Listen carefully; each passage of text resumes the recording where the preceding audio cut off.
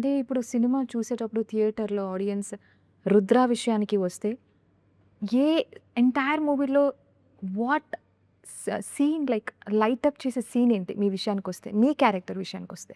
మీకు climax scene అంతా అలానే ఉంటుందండి. క్లైమాక్స్ 45 మినిట్స్ మీకు లైటప్ లానే ఉంటుంది. ఒక 45 క్రేజీ మినిట్స్. ఎమోషనల్ రైడ్‌లో ఉంటారు 45 మినిట్స్. ఆ ఫైట్స్ గాని, ఆ స్పాన్ గాని, ఆ యాక్షన్ కొరియోగ్రఫీ గాని, ఈ నాగబంధం వరల్డ్‌ని మా డీఓపీ గారు చూపించిన విధానం గాని, మా డైరెక్టర్ గారి విజన్ గాని, ప్రతీది మీకు ఆ లాస్ట్ 45 మినిట్స్ అయితే మ్యాడ్ అంటే గూస్ బంప్స్ వచ్చే సీన్స్ ఉంటాయి.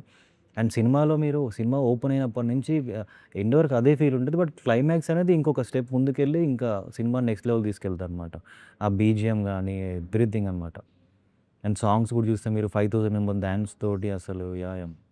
సాంగ్స్ చాలా గ్రాండియర్‌గా అసలు. అవునండి. ఆ సాంగ్‌లో ఎక్కడో ఒక చోట మనం ఉంటే బావుండు కదా! అనే ఫీలింగ్ క్రియేట్ చేశారు మీరు నిజంగానే. అవును. అంటే స్క్రీన్ మొత్తం నిండుగా అవును. డాన్సెస్ కావచ్చు, హ్మ్. ఆ డివోషనల్ వైబ్ ఇవ్వడం కానీ, అవును. సో మీరు పెర్ఫార్మ్ చేసిన తర్వాత అంటే ఆబ్వియస్లీ మనం సెట్‌లో ఉన్నప్పుడు మనకు అర్థమవుతుంది. దిస్ ఈస్ అవును. Obviously pan India huge project. ఆ తర్వాత ఆ సాంగ్‌ని మీరు చూసుకున్నప్పుడు ఆన్ స్క్రీన్ మీకెలా అనిపించింది? అ అదే అండి. ఒక్కసారి ఆ సాంగ్ అంతా అయిపోయాక చూసేసరికి ఆ సాటిస్ఫాక్షన్ ఉంటది కదా! అరే! యమ్మ! బావుంది అని.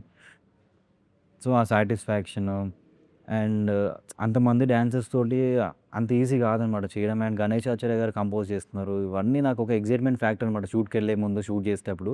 అండ్ అయిపోయాక కంటెంట్ రిజల్ట్ చూసాక చాలా హ్యాపీగా ఇంకా ఎక్సైట్‌మెంట్ మన ఆడియన్స్ అందరూ చూసి బావుందని చెప్పినప్పుడు ఇంకా చేసిన పనికి సాటిస్ఫాక్షన్ ఉంటది కదా! అలా అనిపించింది. అండ్ టీజర్ వచ్చినప్పుడు కూడా అదే ఉండే అనమాట. వండర్‌ఫుల్ అండి. Yeah! So, yeah! Mythology based movies అనగానే చాలా వరకు ఇంపాక్టివ్‌గా ఉంటుంది. దీంట్లో ఎక్కువ hmm. Discipline, dedication because audience already ఒక ఎక్స్‌పెక్టేషన్స్‌తో ఉంటారు. బికాస్ ఇట్ అవును. క్యారీస్ లాట్ ఆఫ్ హిస్టరీ కూడా హ్మ్. కావచ్చు. And many things are there. అవును. సో, ఇలాంటి విషయాలన్నీ దృష్టిలో పెట్టుకొని హ్మ్. మీరు మీ క్యారెక్టర్ పెర్ఫార్మ్ చేసేటప్పుడు యాస్ ఎ రుద్రగా నర్వస్ అంటే ఏదో ఒక సందర్భంలో నర్వస్‌నెస్ అనేది ఉంటుంది కదా! It carries a lot of హ్మ్. రెస్పాన్సిబిలిటీ అనే ఫీలింగ్. అవునండి. సో, అలాంటి ఫీలింగ్ ఎప్పుడైనా? ఆ క్యారెక్టర్ నిజంగానే అంత రెస్పాన్సిబుల్‌గా ఉంటాడు.